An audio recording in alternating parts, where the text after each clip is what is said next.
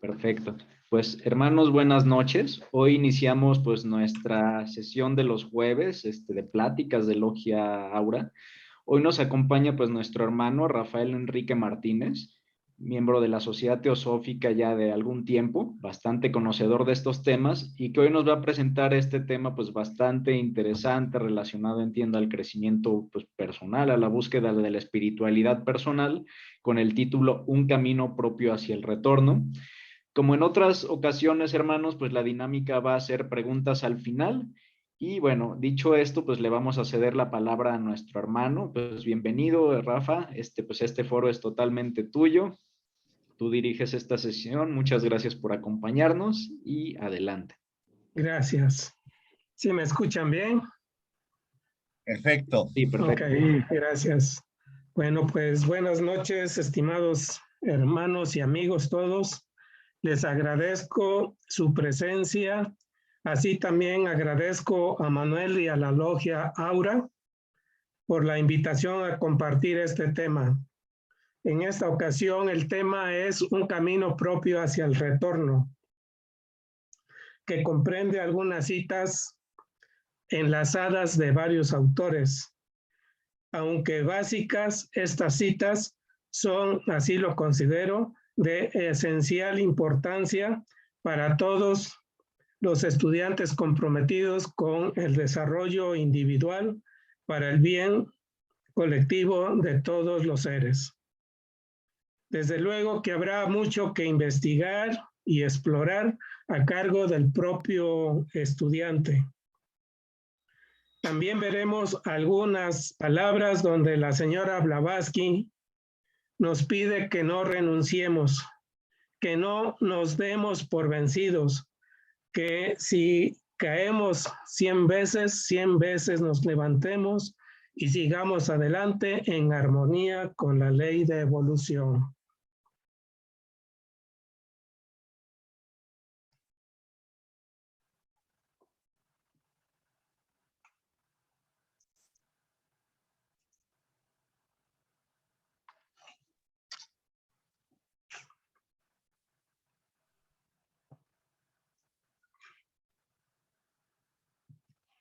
Ok. Vamos a empezar con unas citas de La Voz del Silencio que nos dice: antes de entrar en el sendero, debes destruir tu cuerpo lunar, purificar tu cuerpo mental y limpiar tu corazón. El cuerpo lunar se refiere al astral, pero el astral, Avalinga Sharira, tiene más de una función. Una de ellas es como vehículo del principio de Kama, el kámico, que es el de los deseos y pasiones. Es el que debemos destruir o bien encauzar correctamente esos deseos hacia lo superior, porque el deseo no es otra cosa que la voluntad distorsionada. Purificar tu cuerpo mental se refiere al principio manásico, al manas inferior, que junto con el kama hacen kamamanas y es parte importante de la personalidad que se ha identificado con este mundo y que nos hace creer que somos esa personalidad. Y con ello limpiaremos nuestro corazón.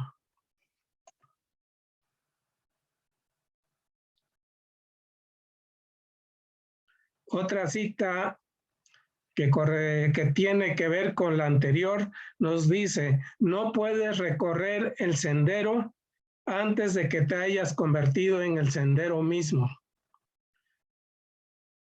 ¿Qué nos quiere decir esto? Que donde quiera que estemos, ahí es el sendero. Somos uno. Somos uno con todo lo que nos rodea. Esa es la manera de interpretar este aforismo. Podemos estar sentados y ahí es el sendero donde estemos. En este momento en donde cada uno de nosotros está, ahí está el sendero. Por otra parte, es también tener una visión de este sendero hacia dónde nos va a conducir. Si bien el señor Krishnamurti nos dice que la verdad es una tierra sin caminos, es porque no hay camino que seguir. El camino lo hacemos cada uno porque es un camino hacia el interior de nosotros. Como dice la canción, caminante, son tus huellas el camino y nada más. Caminante, no hay camino, se hace camino al andar. Al andar se hace camino y al volver la vista atrás se ve la senda que nunca se ha de volver a pisar. Este sendero se halla mencionado en todos los trabajos místicos. Como dice Krishna, cuando este sendero es percibido, ya partas hacia las magnificencias del oriente o en dirección a las cámaras de occidente, sin moverse, o tú que empuñas el arco, está el viajero en este camino. A cualquier lugar a donde uno quiera ir, aquel lugar se convierte en el propio yo de uno mismo.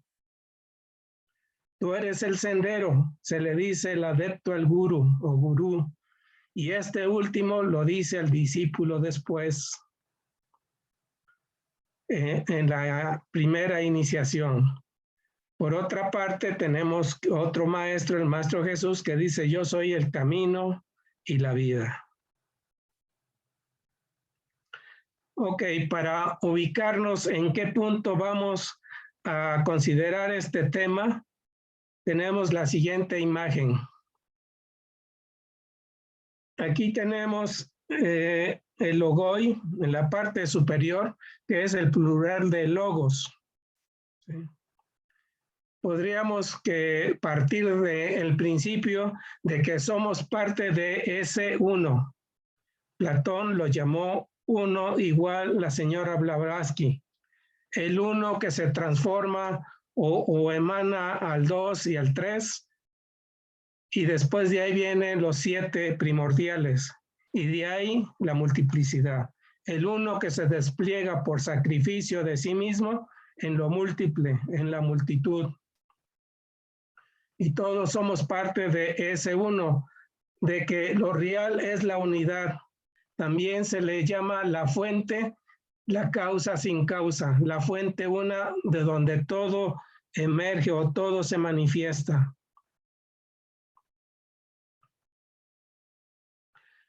Podríamos recordar la primera proposición fundamental de la doctrina secreta que nos habla acerca de este uno o incluso anterior a ese uno, pero uno se manifiesta en todo. Dice, es un principio omnipresente, eterno, sin límites e inmutable, sobre el cual toda especulación es imposible, porque trasciende el poder de la concepción humana y solo podría ser empequeñecido por cualquier expresión o comparación de la humana inteligencia.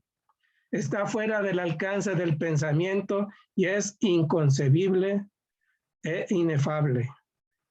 Pero a pesar de eso hacemos el esfuerzo de poderlo entender, por eso es que utilizamos las palabras, aunque recordemos que las palabras no son la cosa. Y de igual manera, las imágenes no es lo que queremos transmitir, pero bien nos son de gran utilidad para entender un poco mejor.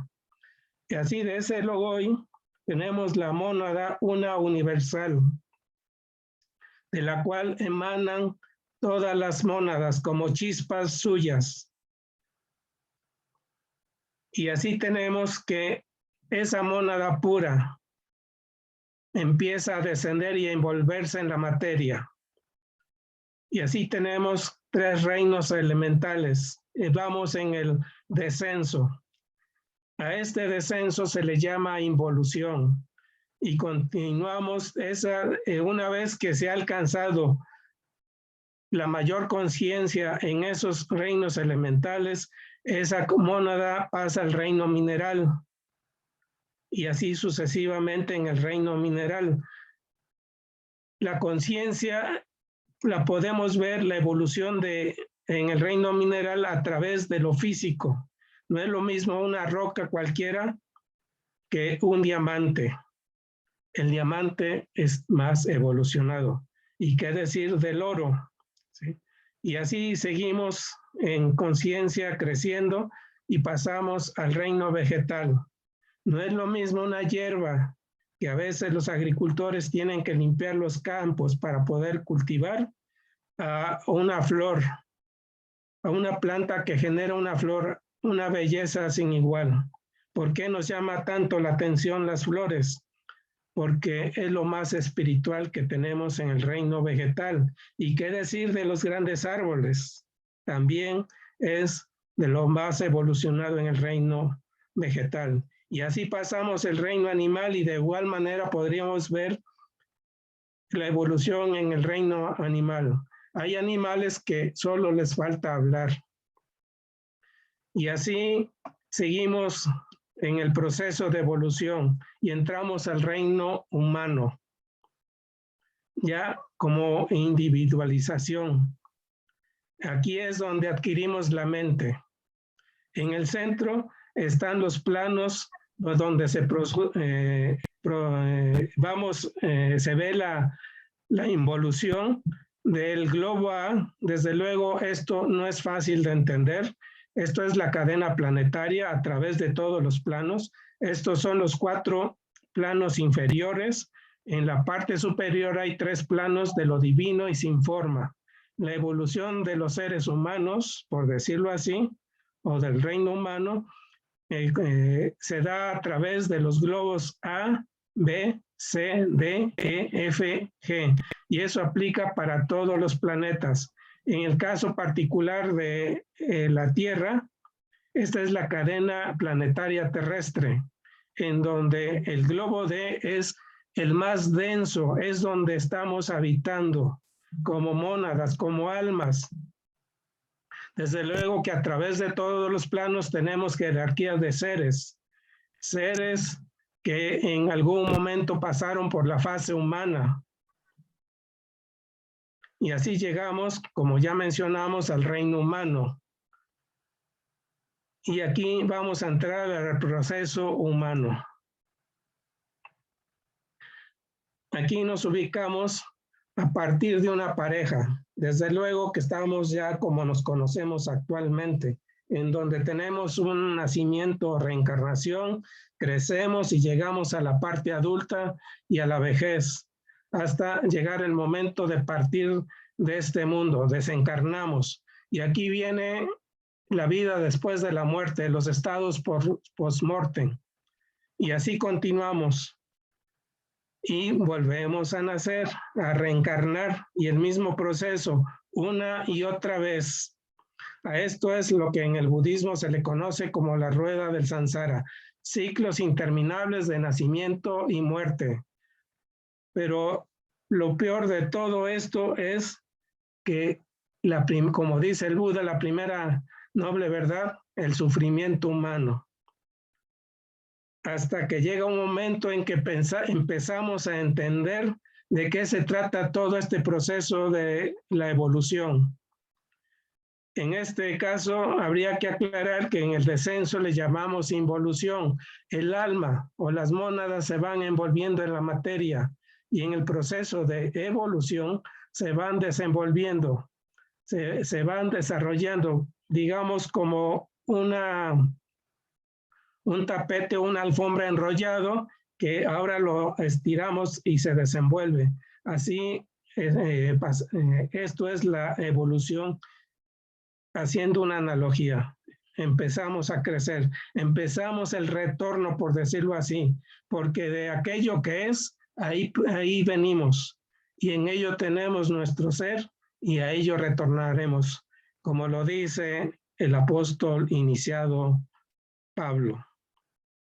Ok, llega el momento en que empezamos a tener un atisbo de despertar, de luz.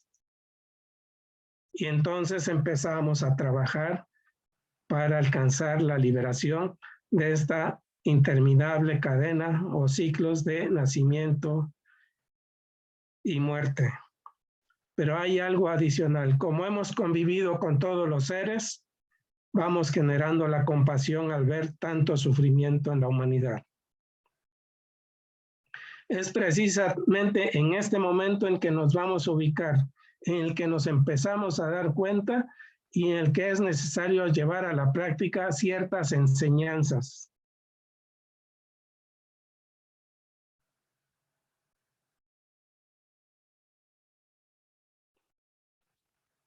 La evolución colectiva de la conciencia humana, es decir, en el reino humano, se debe al esfuerzo de cada individuo para salir del lodo terrestre, esto haciendo alusión a lo que dice la Biblia del hombre de barro, construyendo un sendero propio hacia la verdad, el último estado de lo que es, y hacia la vida, la eterna vida, que hace todas las cosas vivas, la vida oculta pero vibrante en todo átomo.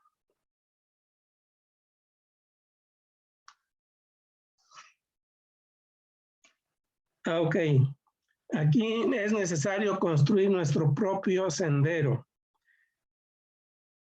Cuando le llamo camino, es porque todavía no estamos en el sendero como nos lo indica en la voz del silencio. Nos estamos preparando para entrar a ese sendero probatorio. Y a eso es lo que estoy llamando el camino. Es como irnos preparando, irnos entrenando para entrar a ese sendero probatorio que nos conducirá al sendero del discipulado. Será cuando aparezca el maestro y nos guiará. Y de ahí seguiremos el sendero del adeptado, de los maestros. Todo es un proceso creciente por grados.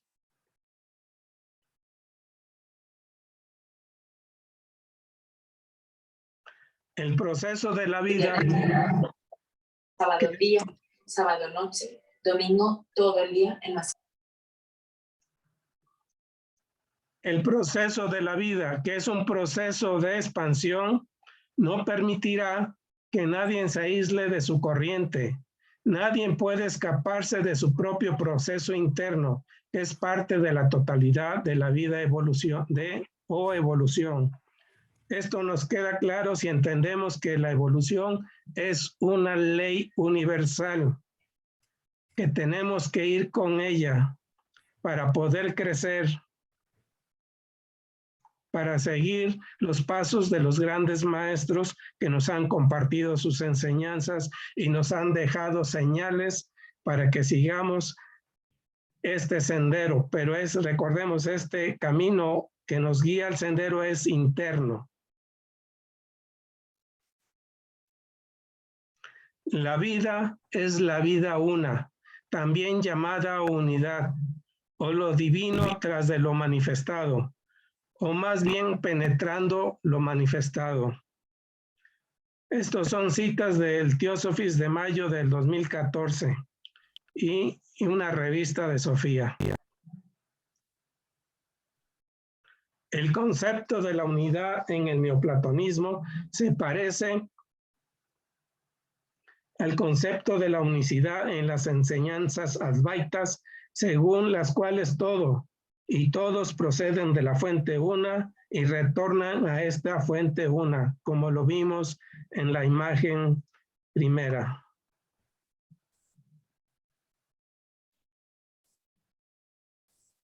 Se llama el uno sin segundo y es la realidad única. Permítame aquí porque algo me impide. Ok. Todo lo que está manifestado pertenece a lo irreal. Sin embargo, cada ser es la manifestación del uno y es el idéntico a ello.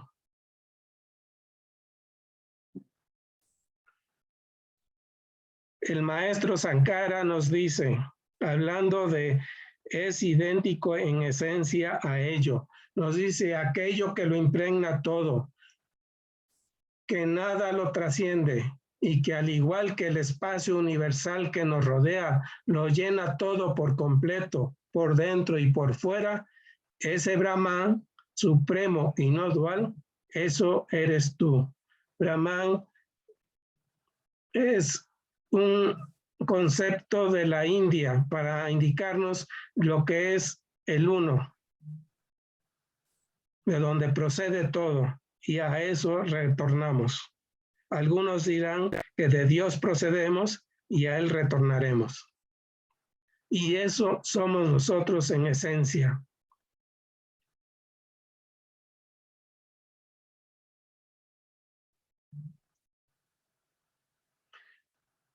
La señora Blavatsky al respecto nos dice: del estudio de la filosofía sagrada predicada por el señor Buda o el maestro Sankara se deriva parosha, el conocimiento, o diremos creencia en la unidad de la existencia. ¿Por qué nos pone entre paréntesis o diremos creencia? Bueno, el conocimiento a que se refiere aquí es el conocimiento del intelecto, es el que adquirimos a través del estudio, a través de asistir a las pláticas. Es un conocimiento que se va quedando en nuestra mente, pero no es lo mismo que una creencia. Podría ser una creencia con conocimiento, pero hasta ahí nada más.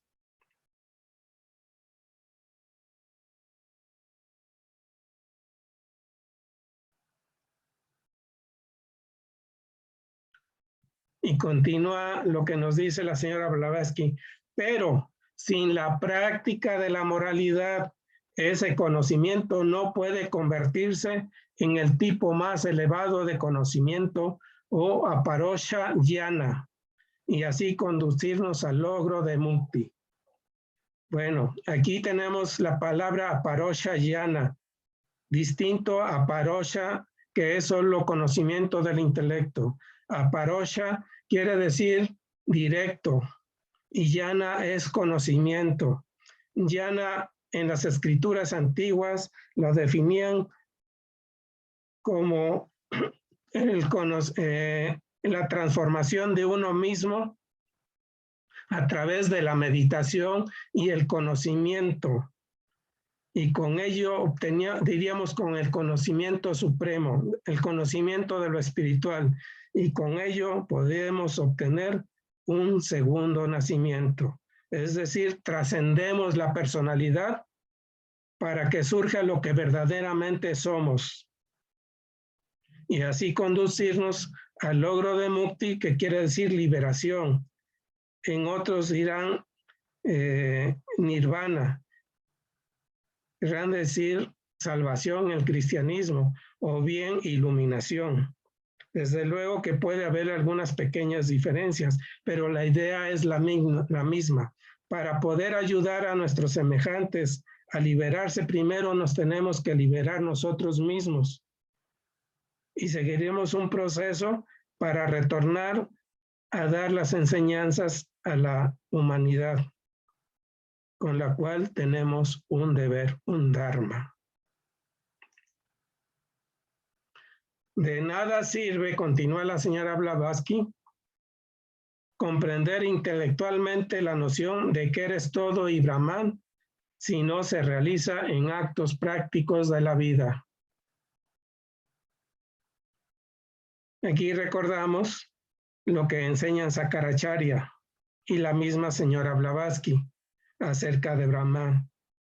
Pero de nada nos sirve si en el intelecto se queda y si las enseñanzas de los grandes maestros no las realizamos en actos prácticos de la vida.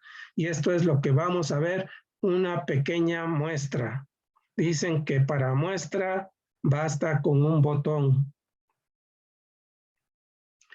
Cada uno tiene que caminar en su propio camino debido a nuestra unicidad.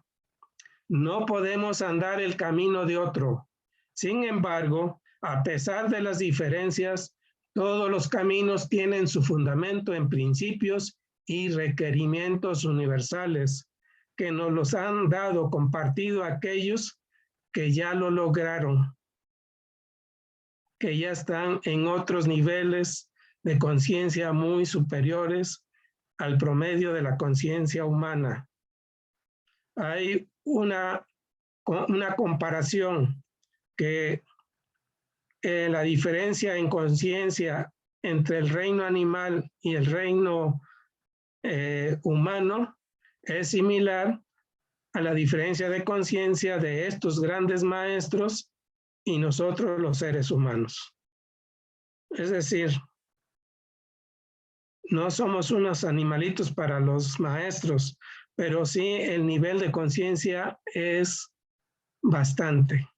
Tenemos mucho que aprender y mucho que hacer. Las diferencias están en el nivel de seriedad mientras andamos en el camino. Cuando la pasión por toda la humanidad impregna todas las acciones y se convierte en su principal motivo, el buscador está en su camino para ser un bodhisattva, es decir, aquel que vive y actúa por compasión y que está dotado con el principio búdico. Esto para ayudar a la hermana humanidad sufriente que somos todos nosotros. Todos los caminos comienzan con fundamentos éticos. Toda gran enseñanza religiosa incluye abstención del mal y la determinada voluntad de hacer buenas obras. Así, el Raja Yoga o Raya Yoga del hinduismo comienza con yama y niyama. Mientras que en el budismo, él proclama Panchasila, los 5 preceptos, junto con las paramitas, y habría que agregar el octuple noble sendero. Aunque en la medida que vamos haciendo el estudio comparativo o comparado de las religiones, filosofías y ciencia, nos vamos a dar cuenta que tienen mucho en común estas enseñanzas y que son a niveles diferentes de conciencia. Por ejemplo, las paramitas, que son perfecciones o virtudes trascendentales,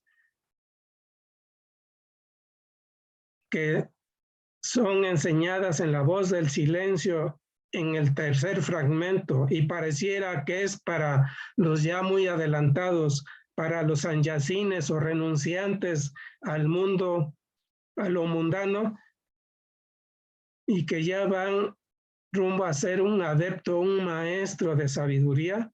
Pues bien, esas paramitas también las podemos aplicar nosotros a nuestro nivel.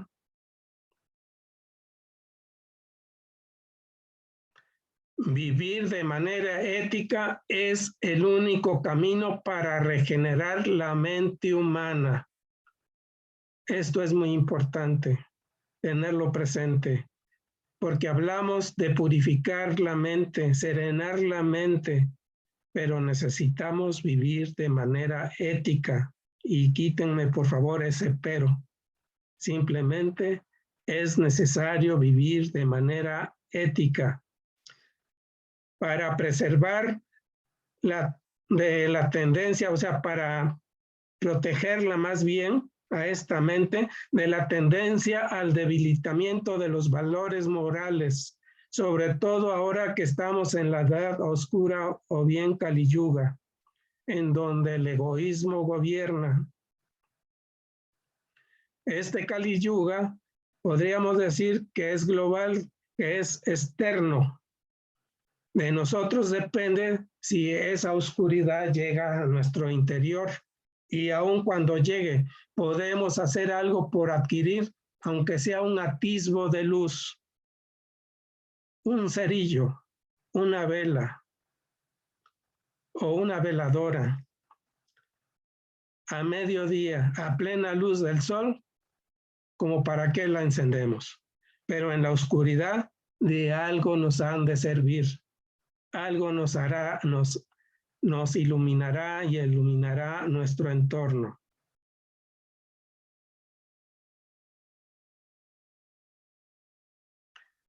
Aquí podríamos hacer un resumen de los yamas y niyamas, incluso del Panchasila, los 5 preceptos que a continuación vamos a ver.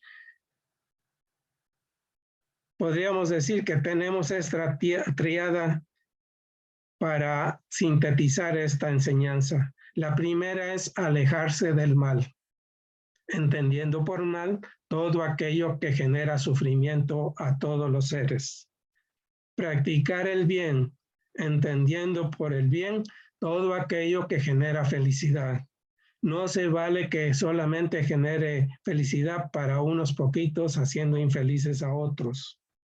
Estamos hablando de la unidad, de la humanidad, de la unidad de humanos y a todo cuanto existe aquí en la tierra. Y el tercer punto es purificar la mente. Nos vamos al Catecismo Budista del Coronel Olco, donde se pregunta sobre el Panchasila. Nos dice, ¿cuáles son las 5 observancias o preceptos universales llamados el Panchasila que se impone a los laicos en general? Aquí hay un asterisco que agregué, buscando en el glosario, pues sila o shila es la segunda paramita en la voz del silencio, que es la llave de la armonía en la palabra y acción, que no deja lugar a la acción kármica. Como ven, vamos a ver aquí una paramita, aunque no se nos dice que sea una paramita, más que por el nombre la podemos rastrear. Y estas observancias son las siguientes. La primera, observo el precepto de abstenerme de destruir la vida de los seres.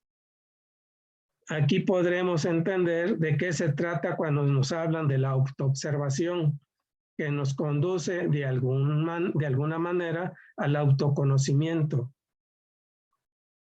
Es observándome de abstenerme de destruir la vida.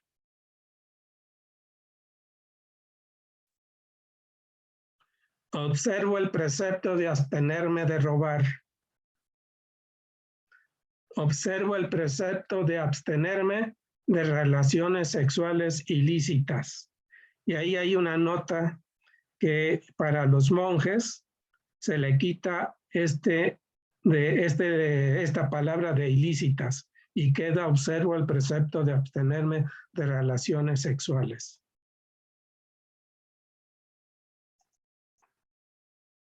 Observo el precepto de abstenerme de la mentira. Observo el precepto de abstenerme de usar sustancias embriagadoras. Podríamos agregar las sustancias de drogas. Y las relaciones sexuales, ya más profundamente, es de las sensaciones, de aquello que nos reportan los sentidos.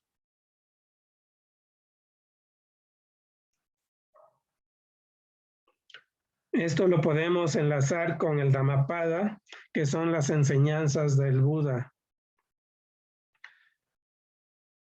En el aforismo 21 nos dice, la vigilancia nos libera de la muerte, la negligencia nos conduce a la muerte.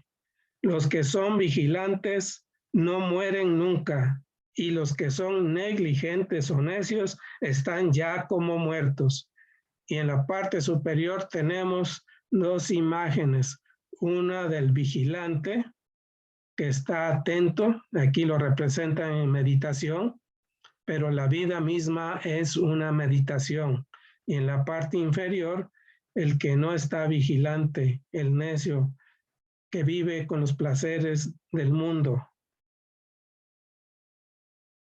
está ya como muerto, o dirán otros maestros que estamos dormidos. Bueno, aquí tenemos las 5 observancias que ya observamos. Voy a poner de manera positiva o bajo otros términos estas mismas observancias. La correspondencia a la observancia 1 es: con actos de amabilidad y amor purifico mi mente. Con generosidad purifico mi mente.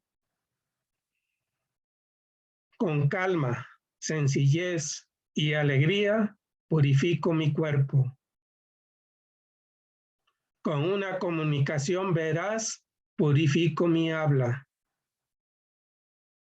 Con una conciencia clara y radiante purifico mi mente. Si podemos observar esto, nos daremos cuenta que nos están hablando de Dana, la primer paramita, que es la llave de caridad y de amor inmortal. Con actos de amabilidad y amor purifico mi mente. Con generosidad purifico mi mente. Y así podemos ir viendo que hay una relación con esta paramita. De alguna manera, si practicamos estas observancias, estamos practicando también ya las paramitas.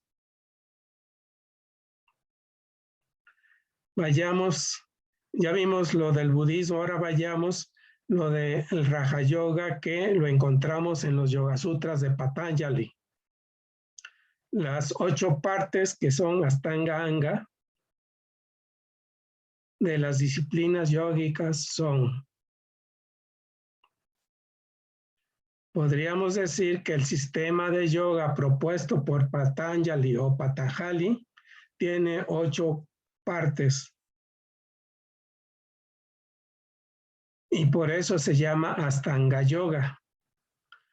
Otros sistemas basados en técnicas diferentes adoptan naturalmente otras clasificaciones y tienen diferente cantidad de angas. Pueden tener 6 angas, 8 angas, qué sé yo, 10 angas. Este sutra no hace más que enumerar los 8 partes de este sistema. Los aforismos de yoga de Patanjali constituyen la más alta autoridad y el mejor libro de texto para el estudio de tan importantísima materia, el Raja Yoga. Pero hay que advertir que el yoga solo puede aprenderse de un modo seguro poniéndose uno bajo la dirección de un sabio maestro. De lo contrario, se expone a lamentables fracasos y a perder todo el fruto de sus estudios. Hay una enorme diferencia entre el Hatha Yoga y el Raja Yoga, y es que el primero es puramente psicofisiológico y el segundo es puramente psicoespiritual. El primero, el Hatha Yoga, desarrolla la personalidad. El segundo nos conduce a lo espiritual. Pues bien, estas 8 partes es llama que son las abstinencias o autorrestricción, reglas de vida en relación a nuestro entorno. Y desde luego que respecto a nosotros mismos, niyama, observancias o autodisciplina, reglas de vida en relación con uno mismo. La primera, llama, tiene que ver con aquello que hay que observar, de abstenernos de hacer. Y el segundo es aquello que debemos hacer, pero por pleno convencimiento, no por imposición. Asana son las posturas, pranayama, regulación del aliento, pratyahara, abstracción de los sentidos, dharana, concentración, dhyana, contemplación, y samadhi, éxtasis. Estos 3 conforman sanyama, lo que normalmente se le llama meditación. Ok, si ven aquí en llama hay un asterisco, porque aquí estábamos hablando del segundo fragmento, el Sutra 29. En el 30 nos habla de llama, y en el 31 nos dice referente a llama. Estas virtudes inmodificadas por clase, recordemos las castas en la India, lugar, tiempo u ocasión aplicable a todas las etapas constituyen el gran voto. Aquí quiero señalar lo del lugar. No importa si estamos en la India o estamos en Colombia o en México o en Estados Unidos o en cualquier parte del mundo. Tiempo. No importa si esto fue dado hace 2500 años o hace 1000 años, es hoy.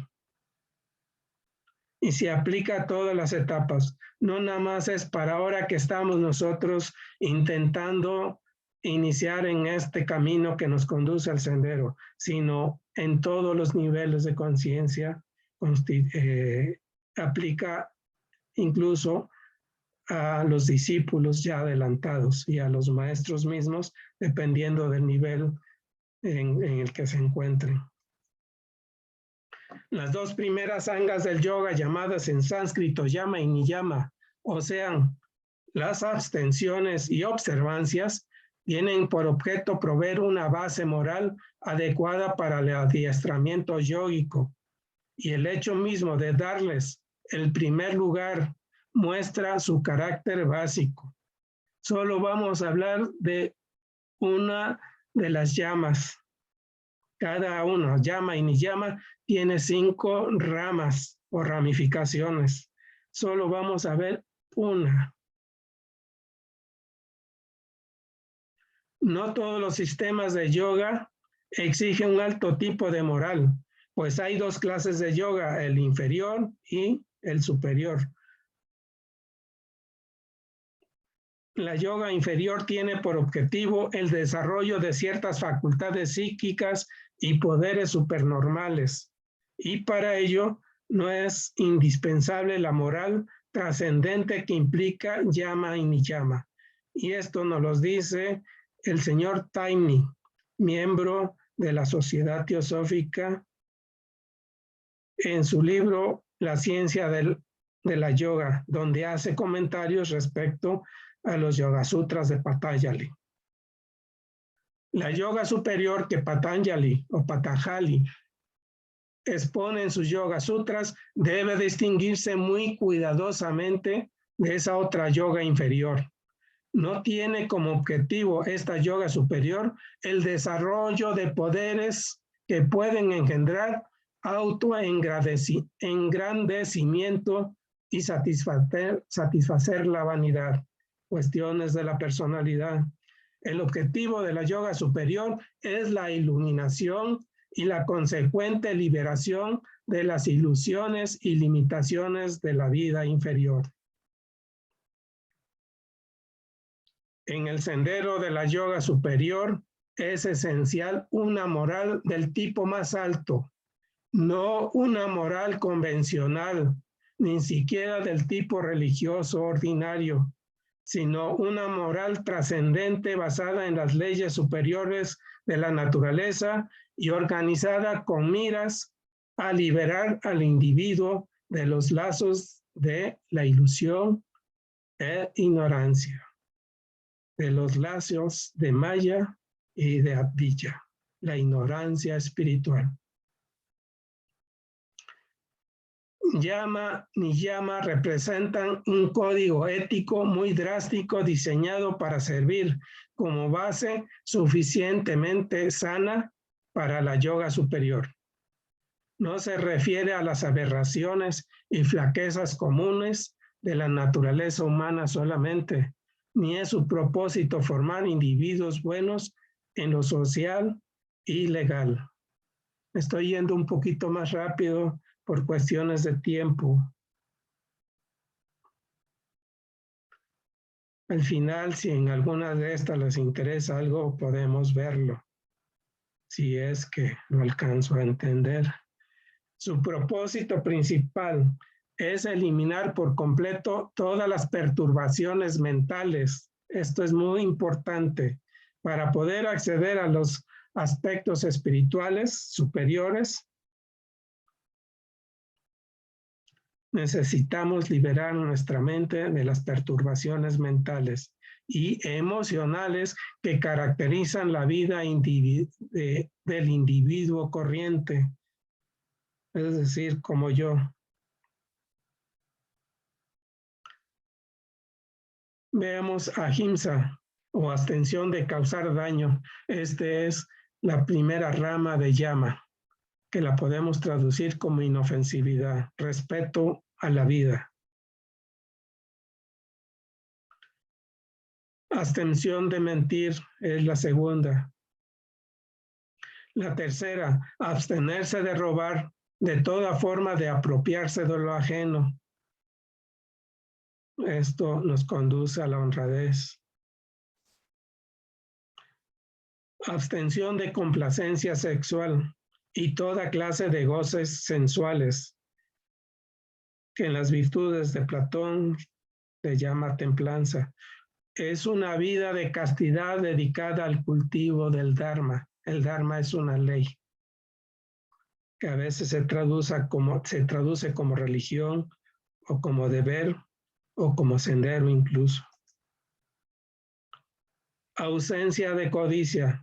La idea principal es de no desear acumular posesiones y esto nos lleva a ser generosos.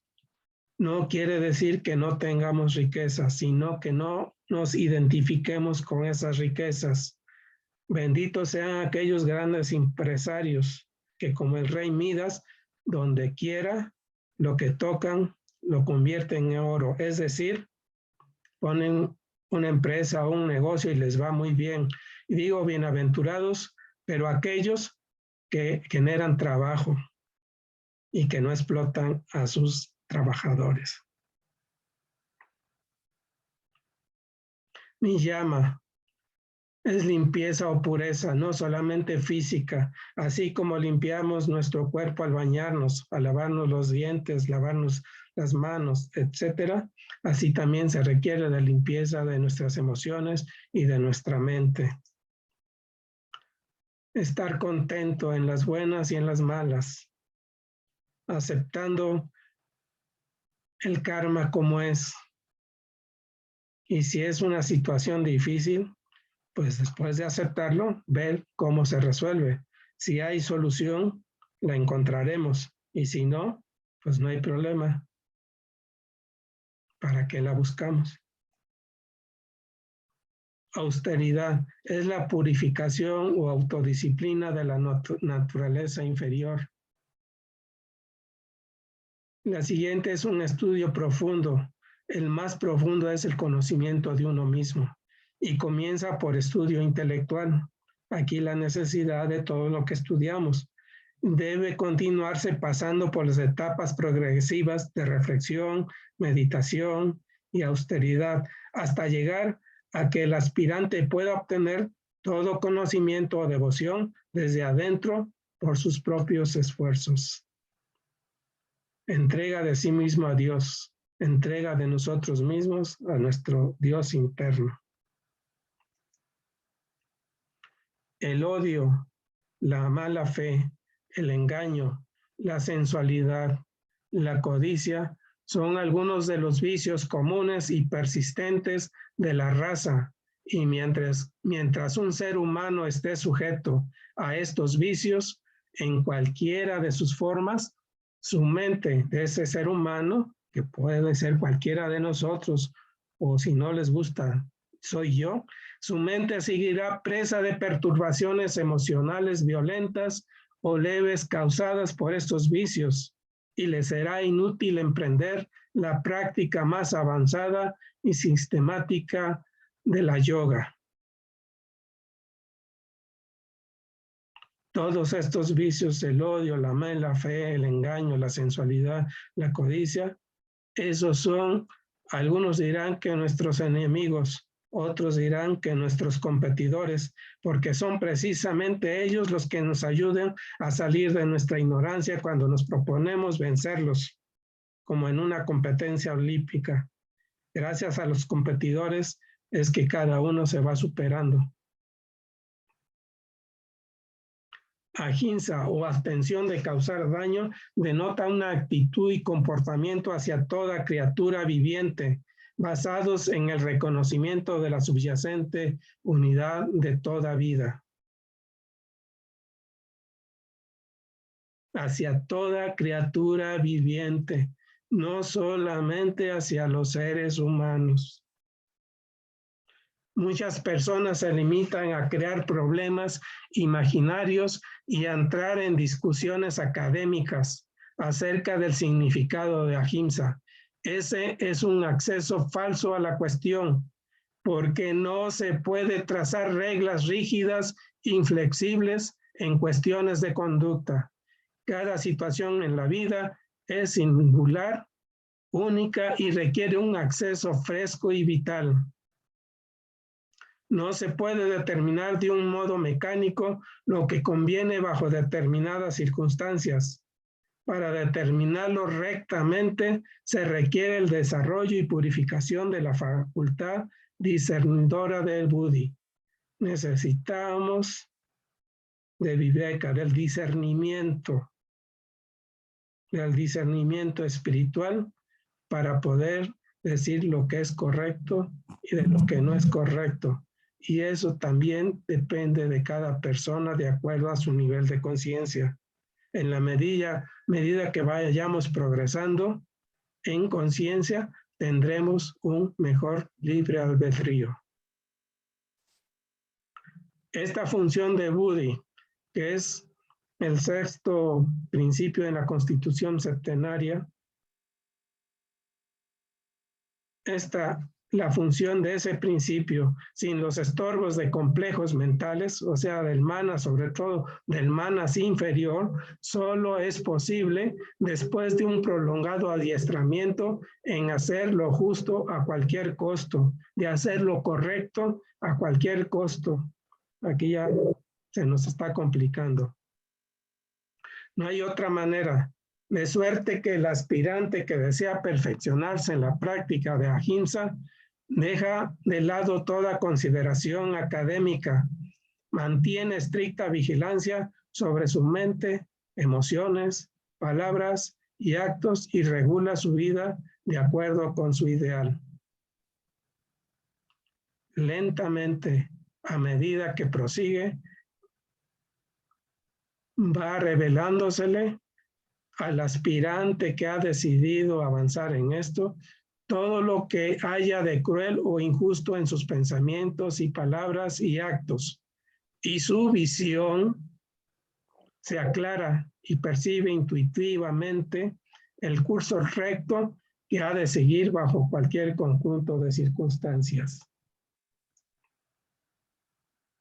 Y así, gradualmente, este ideal de inofensividad se muestra positivamente como un dinamismo de amor en su aspecto de tierna compasión hacia toda criatura y en su forma práctica de servicio. Fíjense nada más hasta dónde nos llega la práctica de una sola rama de llama. La semana pasada el hermano Enrique Sánchez nos habló de la doctrina del amor y tocó en un momento el servicio. Para poder dar servicio se requiere conocimiento. Como vemos, al llevarlo a la práctica esa lo vemos con cierta dificultad. Y eso ocurrió en la época de Blavatsky. Y algunos empezaron a renunciar o se empezaron a quejar. Podríamos decir que purificación significa eliminar de los vehículos, de los diferentes vehículos, desde el físico, el astral, el mental, pertenecientes al individuo, todos aquellos elementos, o sea, esto es lo que tenemos que eliminar. Todos aquellos elementos y condiciones que le impiden ejercer sus funciones propias como alma y alcanzar la meta que se propone. Esa meta para el yogi es la realización directa por medio de la fusión de su conciencia individual con la conciencia suprema. Y cuando se logre esto, diremos junto con el nazareno, mi padre y yo somos uno. Y hay una ley en la naturaleza que nos que no nos percatemos de las formas más sutiles de cualquier vicio mientras no hayamos eliminado sus formas más toscas, más gruesas, más groseras. ¿Sí? Entonces empecemos por esas que sí nos damos cuenta. Y en la medida que vayamos limpiando, iremos viendo aquellas más sutiles.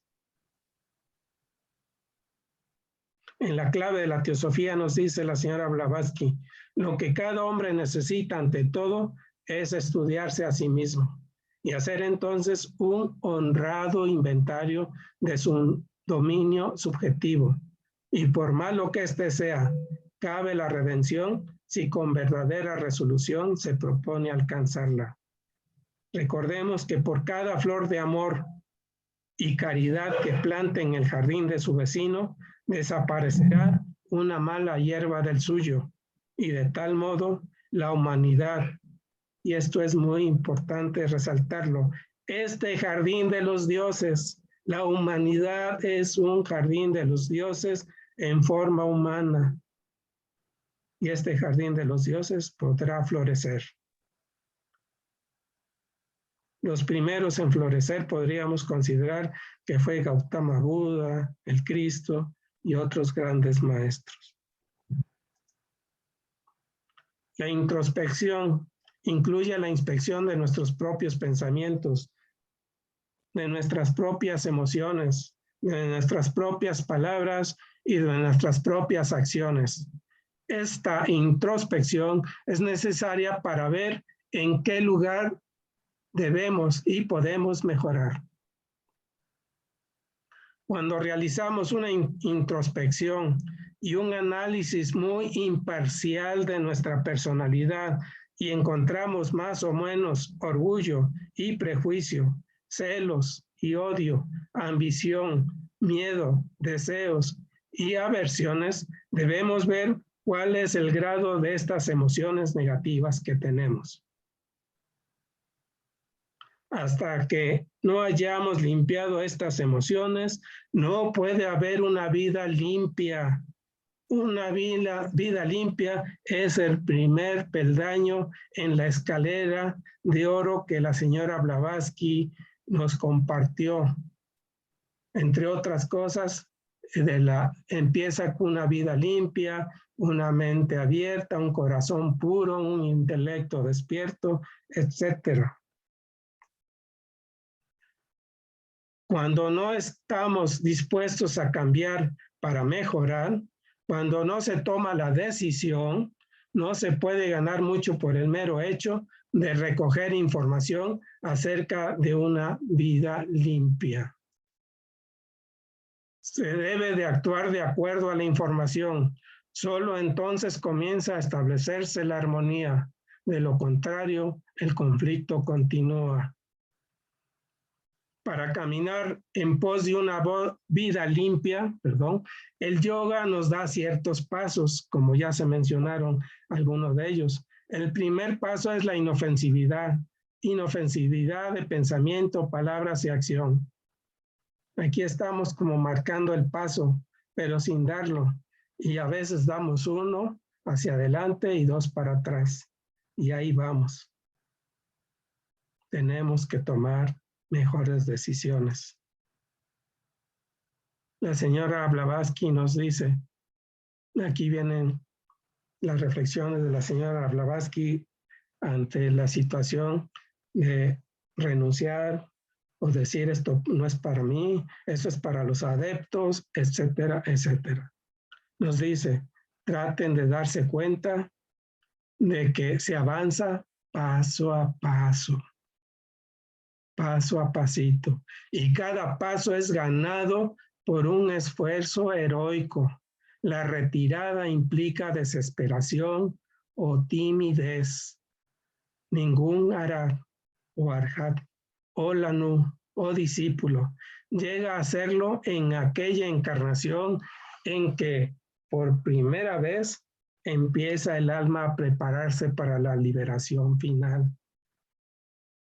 Todavía no empezamos y ya queremos ser un Mahatma, un adepto. Nadie lo ha conseguido así. se han llevado reencarnaciones y reencarnaciones. Y si él cae, o sea, el aspirante que lo está intentando, entonces no cae en vano. Los enemigos que mató en la batalla final. Aquí no está hablando de en la reencarnación. Si al final, por ejemplo, luchamos contra la ira y no la logramos vencer, pero sí logramos vencer la envidia, ¿sí? Entonces habrá unos enemigos que los pudimos matar en esa batalla final y otros no. Pero los que logramos matarlos no volverán a la vida en el próximo nacimiento que será el suyo. Aquí en la imagen, las caracolas, dando en sonido la decisión de avanzar en esta batalla.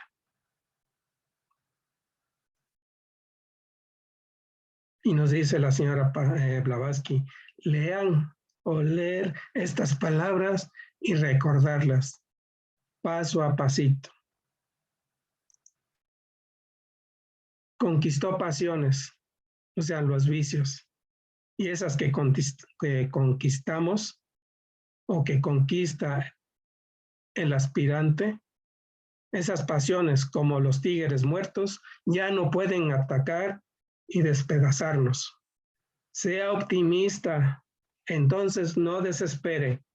Con el despertar cada mañana hay que tratar de vivir a través del día en armonía con el ser superior. Intentar es el grito de batalla, impartido por los profesores a cada alumno, impartido por cada maestro a cada uno de sus discípulos. Nada más se espera de ustedes. Intentarlo. Es todo lo que nos piden. Aquel que hace lo mejor, hace todo lo que se puede pedir. Hay un momento en que incluso un Buda deja de ser un simple mortal y toma su primer paso hacia la budeidad. Con esto termino y ahora sí que para finalizar, nos dice en la carta Mahatma, y ahora te toca a ti decidir qué es lo que deseas, la filosofía más elevada o simple exhibiciones de poderes ocultos. Y podemos agregar, solo comienza, podrías estar caminando hacia un nuevo y maravilloso mundo.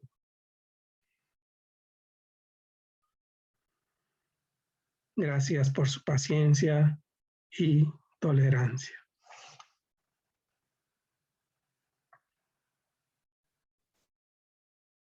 Vale, muchísimas gracias, hermano. Pues comenzamos con la parte de preguntas. La mecánica, como en otras ocasiones, si pueden dentro de su aplicación levantar la mano, pues las iremos revisando de arriba abajo.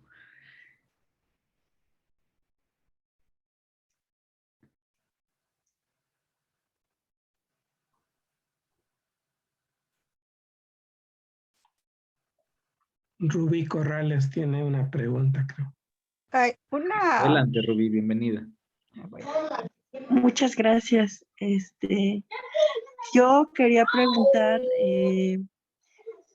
acerca del yoga. La verdad es que muy interesante la plática y dicen que es una práctica peligrosa si uno no tiene un maestro. Entonces la práctica que conocemos se ha desvirtuado. Esto, mi inquietud viene de que tuvimos una práctica de ese yoga, no sé si decirle comercial, y con las asanas. Y al yo practicarlo, me preguntaba por qué este camino espiritual nos conduce a la iluminación. Entonces, quisiera saber si está bien practicar el yoga así sin maestro, porque hablaba la instructora de esa clase muestra que nosotros podemos hacerlo a través del internet y así. ¿Representa un peligro Enrique. Bueno, para profundizar en este tema, hay unos artículos en la revista Atmavilla de personas que convivieron con la señora Blavatsky, que nos hablan de los peligros, por ejemplo, del Hatha Yoga. El hecho de que tengamos un maestro, pues pareciera que como no se practica el Hatha Yoga como en algunas partes vamos a decir, de la India, pues no ocurre, no hay tanto peligro, pero sí hay ciertos riesgos en la práctica de eso, porque si te das cuenta, son posiciones de los cuerpos, de desarrollar, que van en función de la personalidad. ¿Sí? El Hatha Yoga o las asanas de las que habla Patanjali eran simplemente tener un cuerpo sano a través de un cierto ejercicio, pero más que nada para las posiciones para meditar, como la flor de loto, medio flor de loto, o como nos los dicen en un libro de Raja Yoga, en la posición de egipcia, ¿no? De estar sentado con las manos en las rodillas, por decirlo así, con la espalda recta, etcétera, etcétera. Esas eran las asanas originales. Digamos, en la India, pues, cuando estos grandes maestros que hollaron el sendero, pues lo que hacían era buscar una piedra donde sentarse, estar cómodos, firmes y en posición de que la energía espiritual pudiera descender a través del chakra superior. No vamos a hablar de los chakras porque ese tema no lo he hablado, pero digamos que a través de lo superior en nosotros, que para algunos está aquí. O sea, recordemos alguna imagen donde está Atma en la parte superior y luego el huevo áurico. ¿Sí? Entonces, para eso eran esas prácticas, pero poco a poco se fueron aumentando ejercicios y ahora pues es un buen negocio, ¿no? Entonces nada más hay que tener cuidado.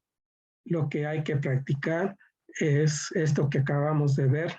Si queremos purificar nuestra mente y tenemos interés, pues si no llegar a ser místicos, sí dejar la semilla para nuestras siguientes reencarnaciones. No sé, puede haber más opiniones al respecto, Rubí. Gracias, Rafa. Gracias, Manuel. A ti, Rubí, muchas gracias por tu comentario. Vale, no sé, hermanos, si tenemos alguna otra pregunta. Aunque no sea con mi manita, si alguien quiere tomar la palabra, adelante.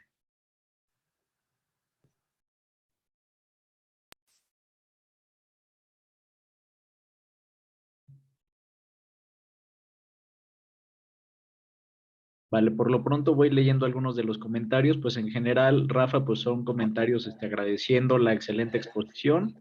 Hay comentarios de Celia, de Heather, de Enrique, todos prácticamente agradecimientos por la presentación, de Esther, de Ángela, Oscar también, creo que ha sido bastante completa. José Luis tiene una mano levantada. Adelante, José Luis, te escuchamos. Gracias, Rafa. Hola, José Luis. ¿Cómo estás, Rafa? Muchas gracias por compartir. Hermosa la presentación. Yo tenía una pregunta y quería saber tu opinión. Obviamente en el camino, ¿en qué nos ayuda el servicio? ¿No? Porque yo lo relaciono mucho a la práctica de la teosofía. En la teosofía aprendemos cosas hermosas, ¿no? Pero sin práctica creo que es incompleto, ¿no? ¿Qué opinas? Ok. Bueno, José Luis, como vimos en una de las diapositivas, de las últimas, la práctica de Ahimsa nos conduce a la compasión y al servicio a nuestros semejantes. Porque el ver ya es una interpretación personal. El ver a la humanidad sufriente o ver al vecino que necesita ayuda y pudiéndosela dar, no se la doy, estoy en cierto nivel faltando a ese principio de ahimsa. ¿Sí? O sea, le estoy quitando o me estoy quitando a mí mismo la oportunidad de servir.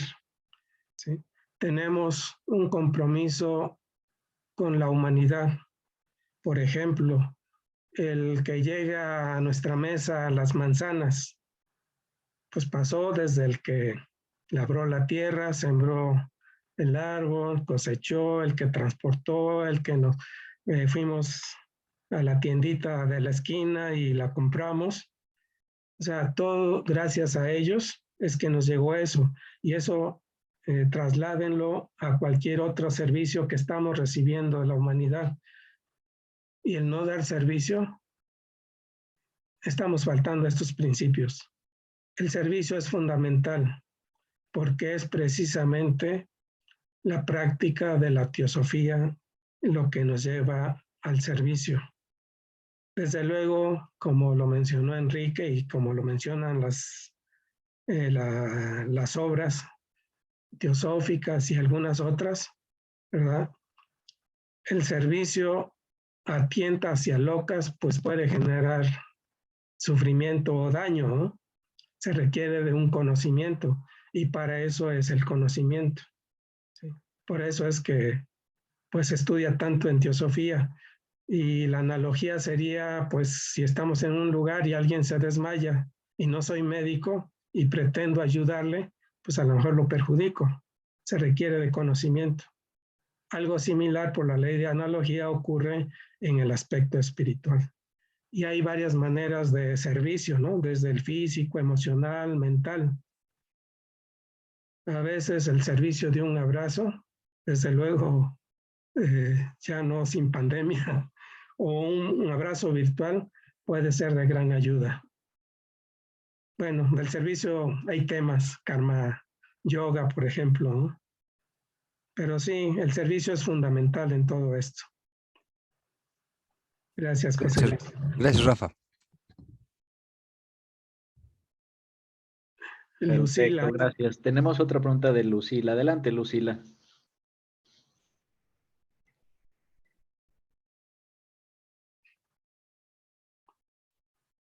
Listo, Lucila, te escuchamos, pero creo que traes el mute. Gracias, Manuel. Sí, el servicio es muy importante. Qué bueno que lo mencionó José Luis. Pero para el servicio tenemos que comenzar a practicar las virtudes, ¿sí? Porque en el desarrollo de las virtudes vamos desarrollando el amor y la compasión. Para poder hacer un servicio se tiene que hacer desde el corazón, un buen servicio. Y para eso necesitamos el amor. Si no hay amor, no hay compasión. Y si no hay compasión, no hay servicio. O sea que es fundamental el desarrollo de la compasión. En estos momentos que estamos viviendo tan difíciles, con todo lo que estamos viendo, no solamente a través de la pandemia, sino tantas cosas tan tristes que estamos viendo, ¿verdad? Que en lugar de estarnos humanizando con la situación, pues parece que en muchos lugares nos estamos deshumanizando, ¿sí? Yo hoy leí en el País, en el periódico español, una cosa tristísima, ¿sí? De ver cómo un fotógrafo famoso francés, ¿sí?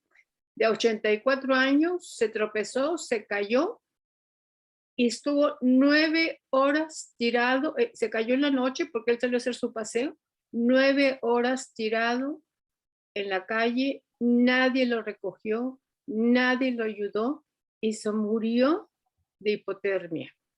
El que lo ayudó fue un homeless, un sin casa, o sea, una persona que vive en la calle, fue el que tuvo el corazón para ayudarlo. Eso te llena de tristeza ver cómo la deshumanización en las grandes urbes es terrible, ¿sí? Entonces, ¿qué tenemos que hacer?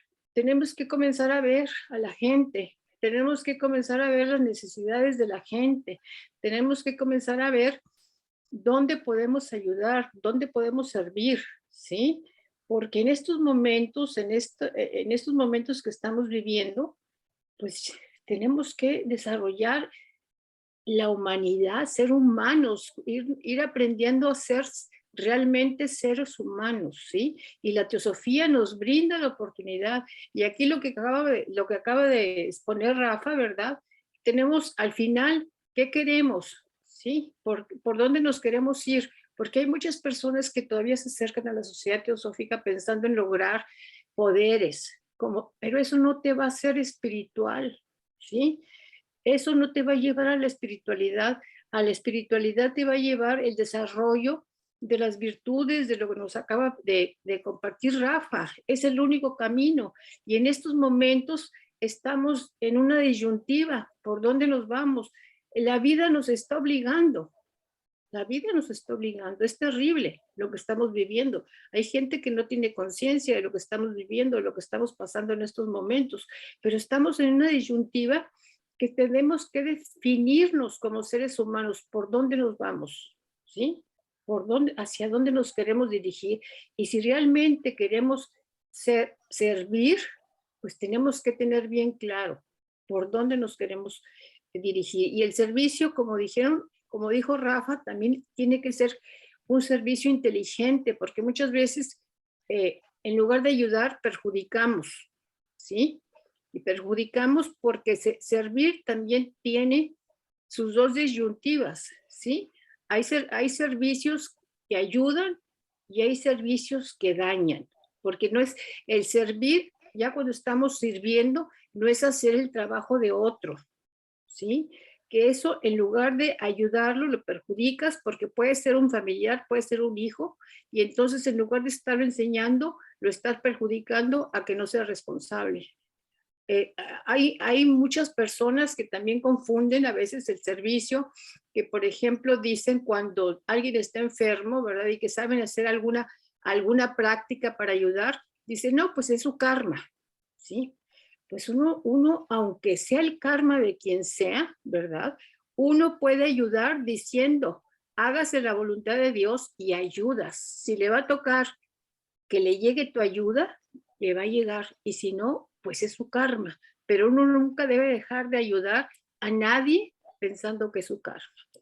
Eso es lo que quiero compartir con ustedes. Gracias. Gracias, Lucila. Has tocado un punto, perdón, Manuel, has tocado un punto muy importante. Quiero solamente agregar algo acerca de la filosofía como nos la han enseñado, ¿no? Que dice que es amor a la sabiduría, ¿verdad? Pero esa filosofía, cuando la trabajamos internamente, la transformamos en la sabiduría del amor, ¿sí? Porque la sabiduría sin amor, como para qué la utilizamos, ¿no? Y el amor sin sabiduría, pues cómo podemos ayudar a nuestros semejantes. Entonces, el servicio nace de esa sabiduría del amor, y no necesitamos ser sabios para poder ayudar, cada uno a nuestro nivel, a como lo podamos entender, como lo dijo Lucila, pues tratemos de ayudar, ¿sí? Y es un servicio sin esperar nada a cambio, no para recibir el aplauso de nuestros semejantes o el reconocimiento, porque estaríamos afectando la vanidad. Es un servicio desinteresado, es un impulso interno a servir. Desde luego que para llegar a eso, necesariamente se tienen que llevar a la práctica las virtudes, como ya se ha mencionado. Gracias, Lucila.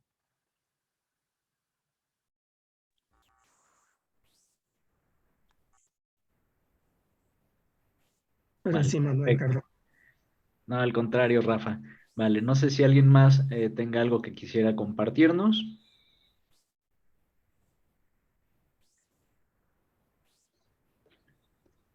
Vale, pues si no, de hecho a mí me gustaría participar con un comentario. Bueno, es una reflexión muy simple, ¿no? Pues no sé cómo decirlo, me preocupa. Me preocupa que tal vez nos estamos deshumanizando. Ya lo dejó muy claro Lucila. Con esta situación de la pandemia, aunado con este tema de las redes sociales que se han vuelto nuestro principal medio de comunicación, con este tema de los microcontenidos, como justamente redes como TikTok, pues estamos deshumanizándonos, quien ha tenido la oportunidad de ver, por ejemplo, estas nuevas redes sociales como TikTok, tú puedes ver la parte más superficial de 1000 personas en videos de 5 segundos. Y tú vas pasando el video y vas una vida, otra vida, otra vida, otra vida, y no generas esa identificación con lo profundo de las personas. Al estar aquí muchas veces uno encerrado ahora en las casas, sin convivir físicamente, sin estar cerca, pues empiezas a perder todo ese sentido de la profundidad que tiene cada persona. De repente, pues una persona se reduce a una ventanita que lo ves en tu red social y que tienes un segundo del más superficial segundo de su vida, ¿no?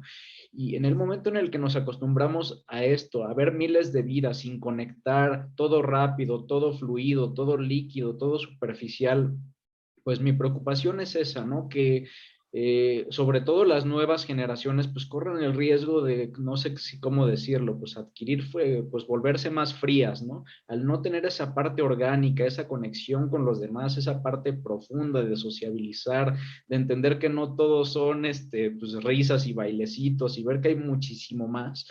Pues es una señal de alerta para nosotros y sobre todo para las próximas generaciones. Yo creo que es un momento en el que tenemos que mirar con lupa qué estamos haciendo y qué están haciendo pues muchas veces nuestras familias, nuestros hijos, ¿no? Porque esto se puede volver la tendencia.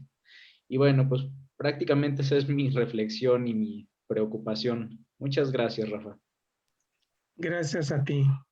Tienes toda la razón. Pudiéramos pensar que es la influencia del Kali Yuga, pero no podemos estarle echando la culpa a esa edad cuando nosotros podemos participar, podemos ayudar dentro de nuestras posibilidades y hasta donde nuestro karma, nuestro dharma nos lo permita, hacer lo mejor de nosotros mismos. Como dice la señora Blavatsky, los maestros, por lo menos intentarlo. Gracias, Manuel. A ti, Rafa. Bueno, tenemos más comentarios. Hay una mano levantada de Connie, luego otra de Salomón y una de Jorge. Entonces, adelante, Connie, por favor. Gracias, Rafa. Te felicito por tu excelente presentación y el compartirlo e inspirarnos. Es grandioso eso.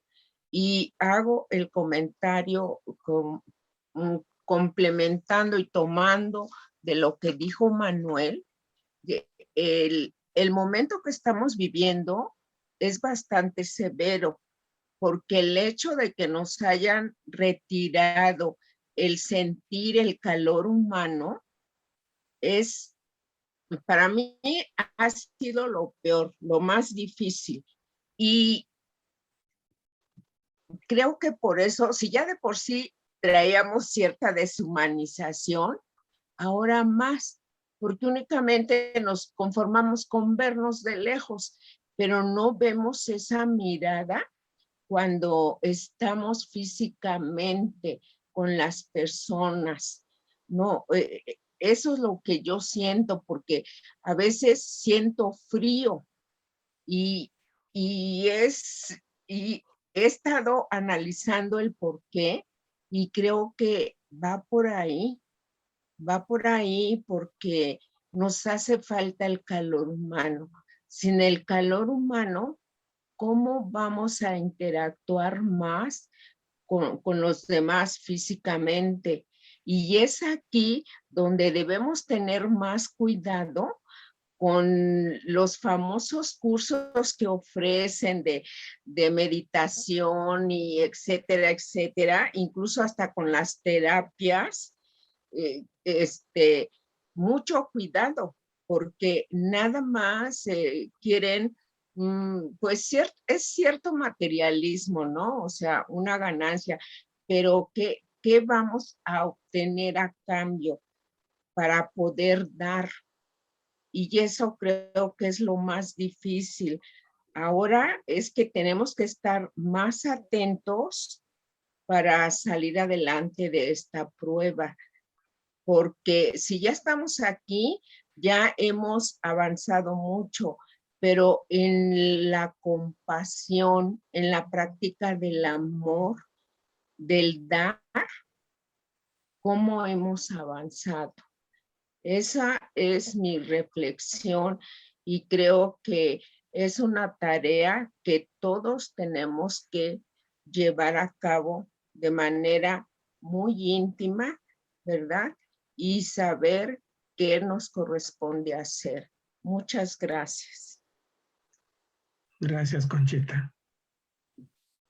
Gracias, Connie. Bueno, tenemos un comentario más de Salomón. Buenas noches, Salomón, te escuchamos. Sí. Bueno, antes que nada, Rafa, pues muchas gracias, excelente conferencia.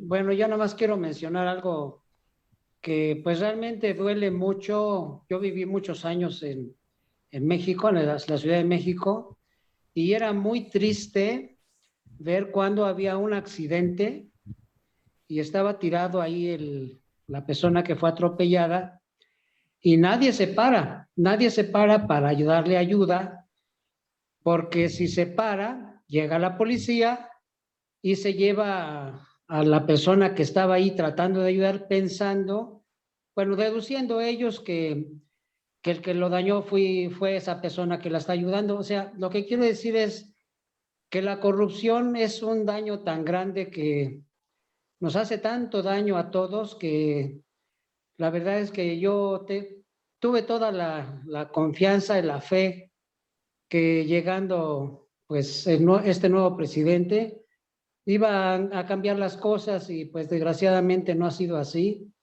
porque en realidad la corrupción nos daña mucho y pues lo único que puede uno hacer es pues tratar, como nos explicaste ya, Rafa, pues de ser lo mejor que se pueda, lo más puro que se pueda, pues ahora sí que pues viendo cómo podemos evitar hacer daño, pero también cómo podemos evitar que también se nos haga daño injustamente.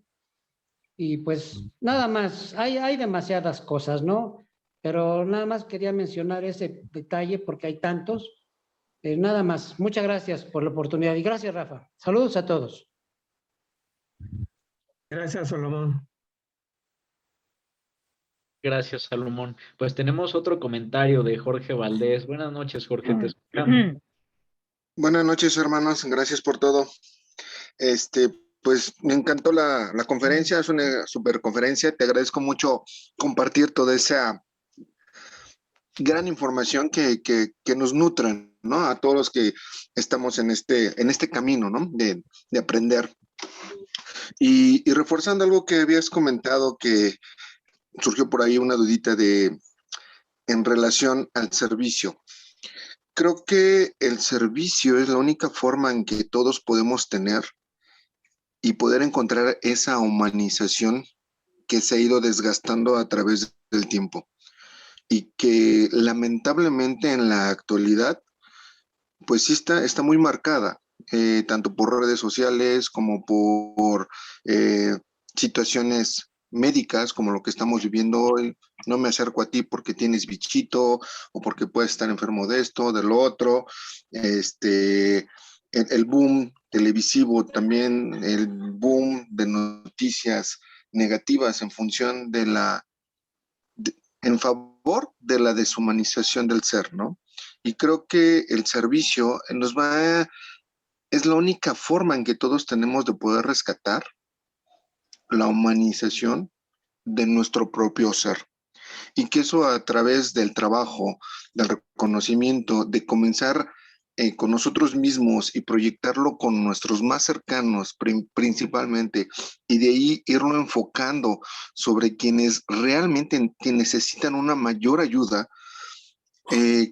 Creo que eso va a ser un trabajo que nos va a ir puliendo karmas, si así lo podemos decir, como decimos en la Cábala, ¿sí? Haciendo el canabá correspondiente, sacando todo lo que requerimos para que podamos nuevamente tener ese camino más cercano hacia la iniciación, ¿sí? Con una conciencia más grande y de forma espiritual. Y yo invitaría a todos que pues lo hagamos, ¿no? Creo que la única parte, la parte material donde podemos materializar nosotros la mayoría de las enseñanzas de los grandes maestros a través de la historia que nos muestran y nos dicen constantemente que debemos ver a nosotros y al prójimo, y amarnos a nosotros y amar al prójimo, ¿sí? Son, creo que las constantes que en cualquiera de las literaturas de cualquiera de las religiones se manifiestan. El amor creo que es el contexto más grande universal que nos empalma, aparte con el universo, con el Ser Supremo, con todas las cosas que somos parte de uno solo. Y esa parte de la unicidad en que nosotros encontramos, podemos ir ayudando de una forma positiva, cambiando este espacio energético que lamentablemente pues ahorita está apaciguado y que pues podemos detonarlo un poquito más a través de las acciones y poder materializar precisamente esos trabajos que nos han enseñado. Eso es lo que yo opino. Gracias, Jorge. Mil gracias, Jorge.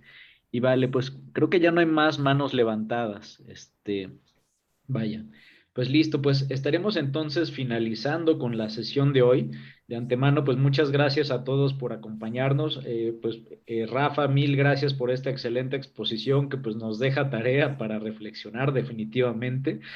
Y bueno, pues ojalá esperamos que nos puedas acompañar en futuras sesiones. Será un honor que puedas seguir aquí apoyándonos en Aura con otras pláticas.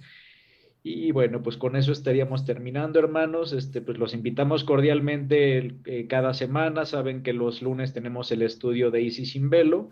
Y el próximo jueves, pues también vamos a tener una plática, si no me equivoco, de nuestro otro hermano Rafa, también con un tema pues relacionado a esto que estamos explorando, que son las capacidades del espíritu. Pues hermanos, muchísimas gracias a todos por acompañarnos, que pasen una excelente noche y bueno, pues aquí nos estaremos escuchando. Un abrazo. Muchas gracias. Gracias, Manuel.